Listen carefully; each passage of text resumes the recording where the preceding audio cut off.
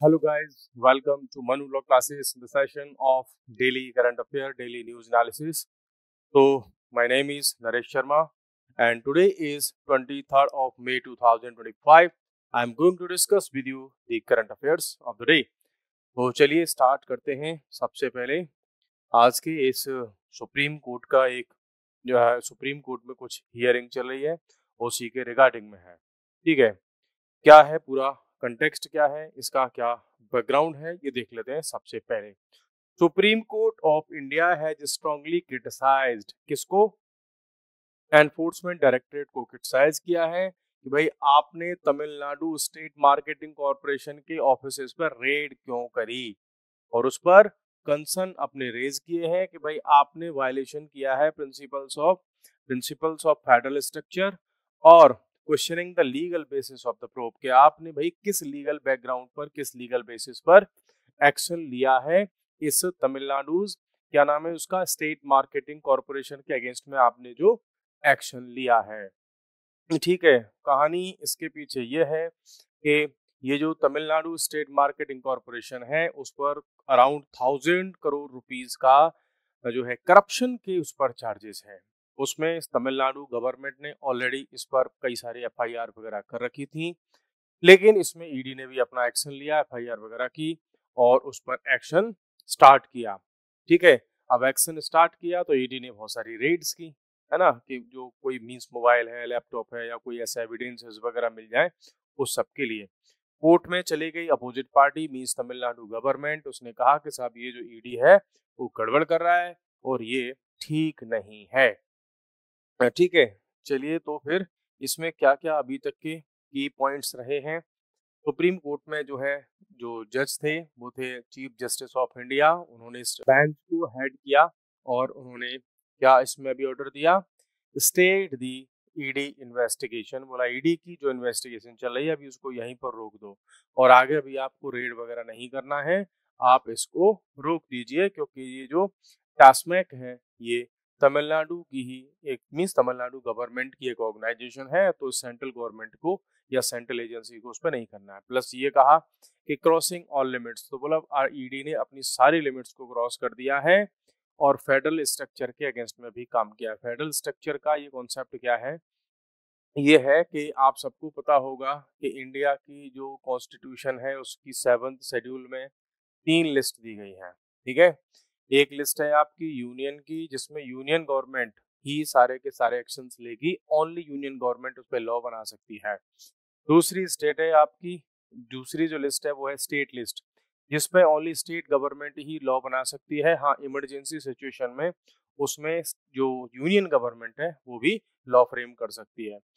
तीसरी लिस्ट है आपकी कॉन्करेंट लिस्ट। कॉन्करेंट लिस्ट में क्या है, स्टेट गवर्नमेंट और सेंट्रल गवर्नमेंट दोनों ही लॉ फ्रेम कर सकते हैं, लेकिन अगर दोनों में क्लैश होगा तो यूनियन गवर्नमेंट का पार्लियामेंट का जो लॉ होगा वो वैलिड होगा।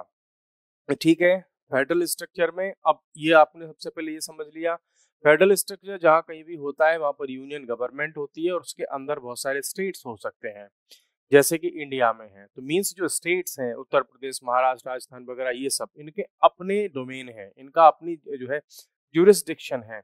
तो लॉ एंड ऑर्डर की जो सिचुएशन है, क्राइम वगैरह को कंट्रोल करना, उससे डील करना, एफआईआर करना, उस पर केस को रन करना, ये सब पावर आती है स्टेट के अंदर में, लेकिन कुछ केसेस में सेंट्रल एजेंसीज को भी ये पावर्स मिली हुई हैं।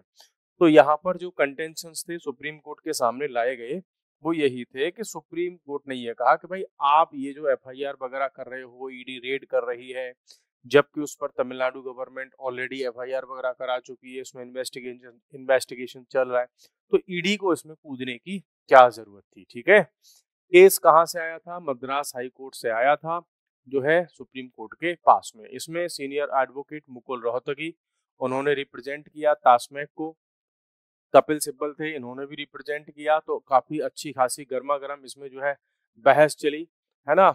और ये जो घोटाला था इसमें लिकर आउटलेट्स वाला, उसमें मीन्स ये जिस पर जो चार्जेस लगे थे किसके मामले में थे, लिकर के मामले में, जो शराब होती है उसको बेचना, खरीदना, उसमें प्रॉफिट जो है कमाना।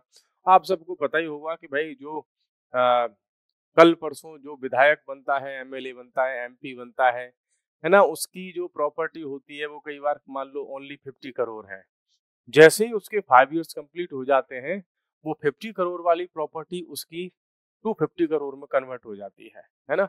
तो ऐसा कुछ तो करते होंगे, अचानक से उनकी प्रॉपर्टी इतनी कैसे हो जाती है। तो इसी तरह से जो ठेकेदारी होती है ना, कमीशन होता है कि हम तुमको इस हाईवे का पूरा कॉन्ट्रैक्ट दिलवा देंगे किसी कंपनी वाले को, उससे बोल देंगे अगर ये तुम्हारा जो हाईवे है इसमें टोटल कॉन्ट्रैक्ट अगर आपका 1000 करोड़ का है तो इसमें से 200 करोड़ हमारे हुए। तो इस तरह से इनकी प्रॉपर्टीज वगैरह बढ़ती है, तो वैसे ही केसेस यहाँ पर पहुंचते हैं। ठीक है, तो कंक्लूजन में अभी ये कह सकते हैं कि अभी की जो जो प्रोसीडिंग्स हैं उनको स्टे कर दिया गया है, इन्वेस्टिगेशन को स्टे कर दिया है कि भाई ईडी साहब आप जो है क्या नहीं करना है, अभी रेड वगैरह नहीं करनी है, इन्वेस्टिगेशन को यहीं पे रोक दो। नेक्स्ट क्वेश्चन, जो नेक्स्ट टॉपिक है वो है supreme court clarifies history and legal standing of Waqf registration. आप सबको पता होगा और नहीं पता है तो जान लीजिए कि अभी रिसेंटली जो सुप्रीम कोर्ट ऑफ इंडिया में हियरिंग चल रही है वक्फ जो है एक्ट के रिगार्डिंग में। तो इस हियरिंग में अभी तक बात कहां पर पहुंची है कि इस हियरिंग में अमेंडेड वक्फ लॉ, आप सबको पता है 2025 में इसको अमेंड किया गया। तो सुप्रीम कोर्ट ने क्लैरिफाई कर दिया कि जो मैंडेटरी रजिस्ट्रेशन है वक्फ में, मींस वक्फ की जो प्रॉपर्टी होंगी उनको रजिस्टर करना पड़ेगा। ये जो मैंडेटरी वाला प्रोविजन है Waqf has been a legal requirement है सिंस 1923 बिकॉज कपिल सिब्बल या अभिषेक मनु सिंघवी या जो अदर एडवोकेट्स हैं जो वक्फ या मुस्लिम जो है कम्युनिटी को रिप्रेजेंट कर रहे हैं, उनका यह कहना था कि साहब आपने 2025 में इसके रजिस्ट्रेशन को कंपलसरी कर दिया, अब वो लोग डॉक्यूमेंट कहाँ से लाएंगे। तो सुप्रीम कोर्ट ने इनको आईना दिखाया कि ऐसा है गुरु, तुम हमको उल्लू तो बनाओ मत, क्योंकि ये जो वक्फ की प्रॉपर्टीज हैं उस पर 1923 में एक एक्ट आया था, उस समय पर भी उनका रजिस्ट्रेशन कंपलसरी था। तो ये कोई नई बात नहीं है। और रजिस्ट्रेशन कराने में दिक्कत क्या है, कौन सी ऐसी प्रॉपर्टी होती है कि हम प्रॉपर्टी परचेज करते हैं, सेल करते हैं, सबका रजिस्ट्रेशन होता है। एक छोटी सी बाइक का रजिस्ट्रेशन होता है।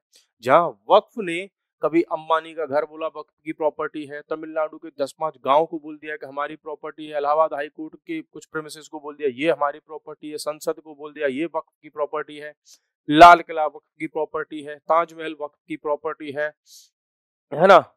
और अभी रिसेंटली बिहार के कई सारे गांवों को बोल दिया कि ये पूरी वक्फ की प्रॉपर्टी है। तो सुप्रीम कोर्ट ने बड़ा तगड़ा इनको फटकार लगाई कि तुम ये सब उल्लू मत बनाओ। ये जो 1923 में एक्ट आया था उस समय पर भी इसकी रजिस्ट्रेशन की रिक्वायरमेंट थी। तो court and petitioners debated implications of historical non compliance and their impact, इन सब पर बात हुई। उन सबको हम एक एक करके अंदर इसमें देखते हैं कि भाई क्या अभी तक का इसमें अपडेट है। पहली बात, जो सीजीआई गवई साहब हैं उन्होंने कहा कि वक्फ की जो रजिस्ट्रेशन है डेट्स बैक टू 1923। उस समय पर एक एक्ट था, नाम था उसका मुसलमान वक्फ एक्ट 1923। उस समय पर भी इन वक्फ की प्रॉपर्टीज का रजिस्ट्रेशन कंपलसरी था। फिर उन्होंने कहा कि जब इंडिया इंडिपेंडेंट हुआ उसके बाद फिर से कानून बना, लॉ बना 1954 में, उसमें भी वक्फ की प्रॉपर्टी का रजिस्ट्रेशन कंपलसरी था। उसके बाद फिर एक और लॉ आया 1995 में, उसमें भी रजिस्ट्रेशन को कंपलसरी रखा गया था। तो जज साहब ने ये कहा कि तुम भाई मतलब क्या कहना चाह रहे हो, ये तो स्टार्टिंग से ही रजिस्ट्रेशन चल रहा है और ये मैंडेटरी रहा है, तो हम तुम्हारी बात को कैसे मान लें। ये अचानक से रजिस्ट्रेशन का दिक्कत आ गई। और गवर्नमेंट अगर प्रॉपर्टीज को रजिस्टर कराना चाहती है तो भाई इसमें तुम्हारी दिक्कत ही क्या है। उसके बाद एक चीज और आई बाहर निकल करके कि वक्फ इंक्वायरी कमेटी बनी थी काफी टाइम पहले, उसने इसको had longed warn about the widespread non-registration and called for a stricter enforcement। तो वक्फ इंक्वायरी कमेटी बनाई गई थी, उसमें बड़े बड़े एक्सपर्ट थे, तो उन्होंने ही इस बात पर क्वेश्चन मार्क लगाए थे और अपनी रिकमेंडेशंस दी थी कि भाई इनका रजिस्ट्रेशन कराओ, इसमें बहुत बड़े बड़े घोटाले हो रहे हैं। दूसरी बात, फिर ये कहते हैं कि सेक्शन जो 4 है इसका 1995 के वक्फ एक्ट का, वो स्टेट्स को एम्पावर करता है कि वो सर्वे करें ऐसी प्रॉपर्टी का जो वक्फ की प्रॉपर्टी है जिनका रजिस्ट्रेशन नहीं है, उनका जो है रजिस्ट्रेशन का जो पता करें, उनका सर्वे करके कि कौन कौन सी प्रॉपर्टी ऐसी हैं। लेकिन ये बात रही कि ठीक है उसका इम्प्लीमेंटेशन नहीं हुआ, जो स्टेट गवर्नमेंट थी उन्होंने ना तो सर्वे करवाए, ना उनके जो है उनका उसका इम्प्लीमेंटेशन किया उस लॉ का। वो ऐसा क्यों नहीं हुआ? उसके पीछे का रीजन होता है कि स्टेट गवर्नमेंट्स जो होती हैं वो चलती हैं अपनी लोकल पॉलिटिक्स पर, अपनी अपीजमेंट की पॉलिटिक्स पर। ठीक है, कहीं वोट बैंक नाराज ना हो जाए, इसके लिए वो क्या करते हैं, ऐसे किसी लॉ को इम्प्लीमेंट नहीं करते हैं। ठीक है, तो हुआ नहीं। तो कपिल सिब्बल साहब ये बोले कि साहब एक बात बताइए आप, कि स्टेट गवर्नमेंट को इस लॉ को इम्प्लीमेंट करना था, ना तो उन्होंने सर्वे किया, ना उस पर कोई काम किया, तो इससे गलती की स्टेट गवर्नमेंट्स ने, सजा मिलेगी पूरी मुस्लिम कम्युनिटी को। उनका ऐसा कहना था कपिल सिब्बल को। ठीक है, commitment not suffer due to that failure, only one state has completed the required survey since 1954। के बाद केवल एक स्टेट ने इसका सर्वे किया था, बाकी ने नहीं किया। और वो घुमा फिरा करके ये कहना चाह रहे थे कपिल सिब्बल के साहब ये पूरी एक कम्युनिटी का मामला है। नहीं भाई, प्रॉपर्टी का मामला है। जैसा आपने अदर जो आर्गुमेंट थे उन्होंने समझाया कि ये प्रॉपर्टी का मैटर है, इसको जबरदस्ती रिलीजियस मत बनाओ। दूसरा फिर बात आई कि ये जो वक्फ है वो इसेंशियल इस्लामिक कॉन्सेप्ट है। ठीक है, तो इसके अगेंस्ट में आर्गुमेंट ये आए कि भाई जो दान करने वाली चीज है, वक्फ मींस दान करना या किसी को दे देना, ये सारे धर्मों में है। और ऐसा तो कतई नहीं है इस्लाम में या किसी भी धर्म में कि किसी व्यक्ति ने अगर दान नहीं किया तो वो उस धर्म से बाहर निकाल दिया जाएगा। तो अगेंस्ट में आर्गुमेंट ये आए। मींस जैसे कि अगर मैं बात करूं कि कोई सिख है, अगर वो उसमें भी दान करने का सिस्टम है ना, वंड चखना करके उसमें बोलते हैं, तो क्या अगर वो व्यक्ति गरीब है, उसके पास में पैसा नहीं, दान नहीं कर पाएगा, क्या वो सिख नहीं रहेगा? क्या क्रिश्चियनिटी वाले लोग अगर कुछ दान नहीं करेंगे, क्या वो क्रिश्चियन नहीं रहेंगे? तो यही वही क्वेश्चन किए गए इन अभिषेक मनु सिंघवी से, कपिल सिब्बल से, कि ये बताओ कि अगर कोई व्यक्ति वक्फ नहीं कर रहा है तो क्या वो मुस्लिम नहीं रहेगा इसके बेसिस पर? तो उनके पास में कोई जवाब नहीं था।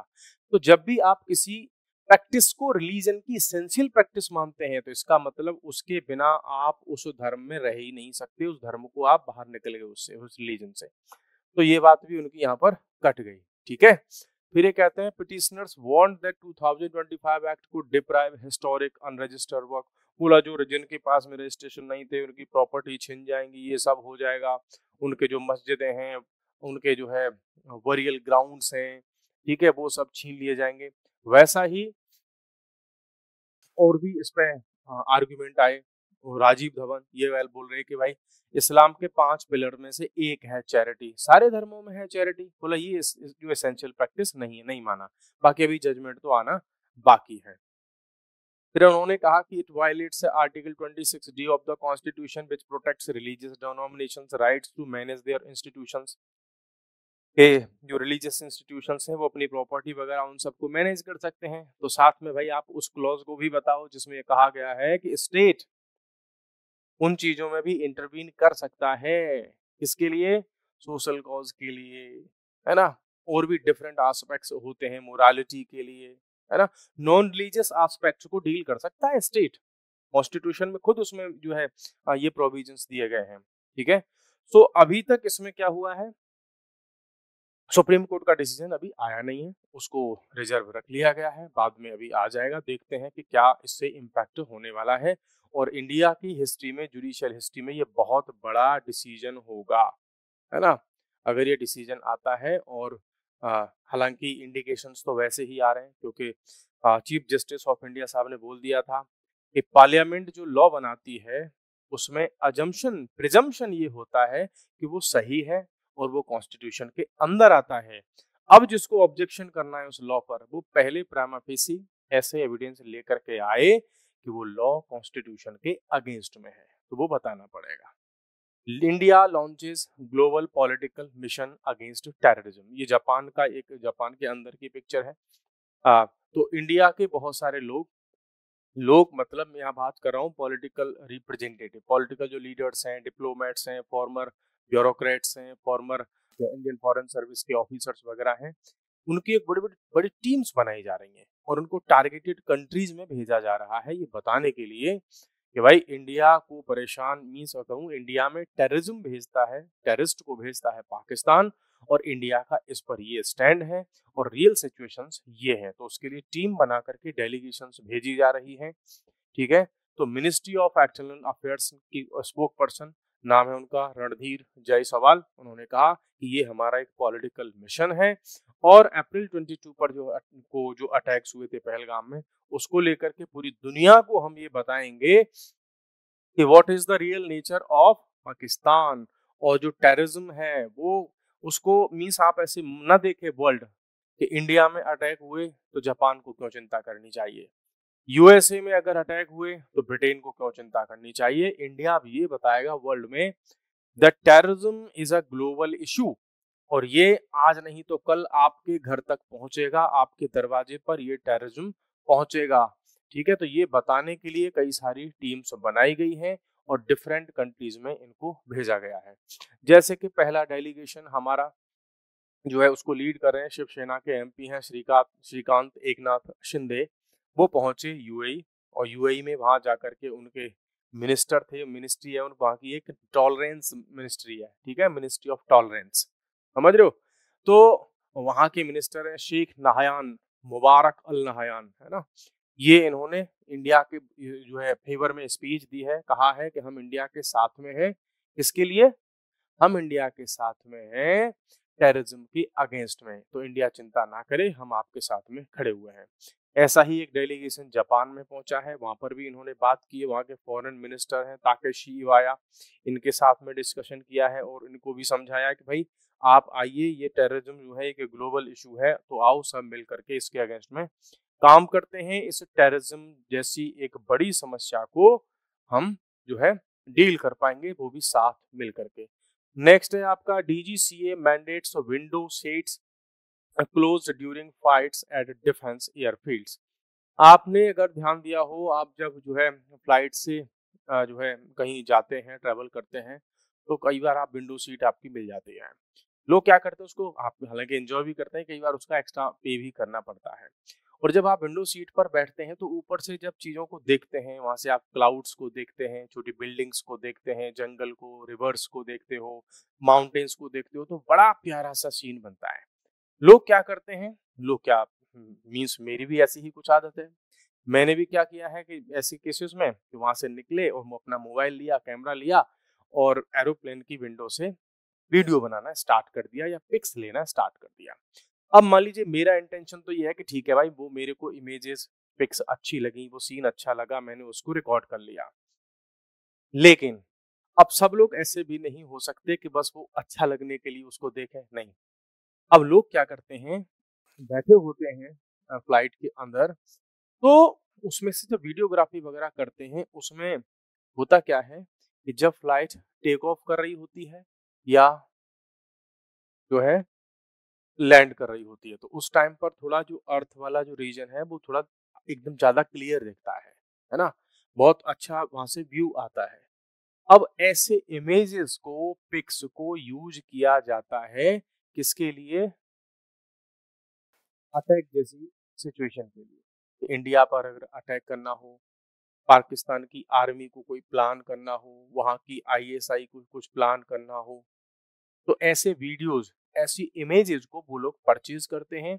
और अभी जैसे आप देख रहे हैं कि बहुत सारे यूट्यूबर्स पकड़े गए हैं जो पाकिस्तान के लिए काम कर रहे थे। तो डीजीसीए जो है हमारी है, directorate general of civil aviation, इसने क्या अभी नोटिफिकेशन निकाला है कि जब भी फ्लाइट टेक ऑफ करेगी और जब तक कि वो 10,000 फीट की ऊंचाई पर नहीं पहुंच जाती, तब तक जो आपकी विंडो है, क्या, जो प्लेन की विंडो है, ये जो विंडो है ना, इसको आप ओपन नहीं कर सकते, ये बंद रखनी पड़ेगी आपको।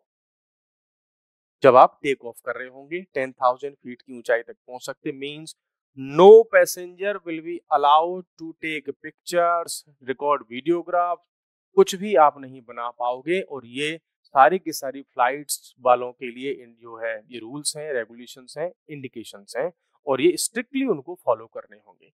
वैसा ही नियम जब फ्लाइट जो है लैंड कर रही होगी, तब भी जैसे ही उसके आसपास आएंगे, और ये कहां पर लागू होगा, जहां पर भी इंडियन एयरफोर्स के या आर्मी नेवी किसी के भी डिफेंस एयरफील्ड होंगे, ठीक है, एयरफील्ड्स होंगे, डिफेंस जो है डिफेंस की लैंड्स होंगी, डिफेंस के एयरफील्ड्स वगैरह होंगे। मीन्स कुल मिलाकर की बात यह है कि इंडिया की डिफेंस रिलेटेड अगर कोई भी इंस्टॉलेशन है, कोई वाइटल इंस्टॉलेशन है, डिफेंस का एयरपोर्ट है, एयरफोर्स का जो है वहाँ पर फैसिलिटी है, नेवी की है, आर्मी की है, उनकी आप ऊपर से इमेजेस नहीं ले पाओगे, वीडियो नहीं बना पाओगे। और ऐसा अगर किसी ने किया, आप अगर जा रहे हैं प्लेन से, आप ट्रैवल कर रहे हैं, तो इस बात को ध्यान रखना। अब नेक्स्ट टाइम जब आप जाओगे तो जो क्रू मेंबर्स आएंगे वो आपको कहेंगे, अनाउंस करेंगे, may I have your attention please, you are not allowed to make videography और एटसेट्रा। तो इस चीज को आपको मान लेना है। आपने वीडियोग्राफी वगैरह अगर कुछ की तो एक बड़ी प्रॉब्लम में आप फंस सकते हैं। ठीक है, तो guys this was for today, और we will meet again in another session with other more important topics. So आज के लिए इतना ही, कल फिर मिलते हैं। तब तक के लिए बाय बाय, टेक केयर।